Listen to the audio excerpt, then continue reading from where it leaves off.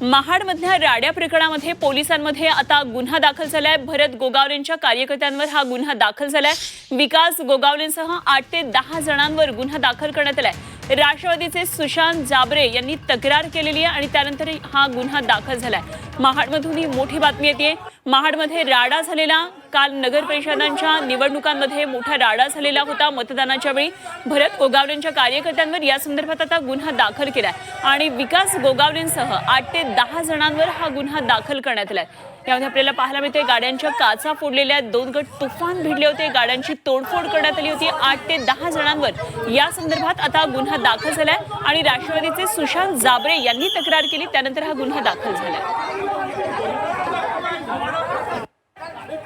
रायगडमध्ये काल नगरपंचायती नगर परिषदेच्या जेव्हा निवडणुका होत होत्या, 2 ठिकाणी राड्याच्या अशा प्रकारे घटना घडल्या। महाडमध्ये सुद्धा मोठ्या प्रमाणात राडा झाला होता।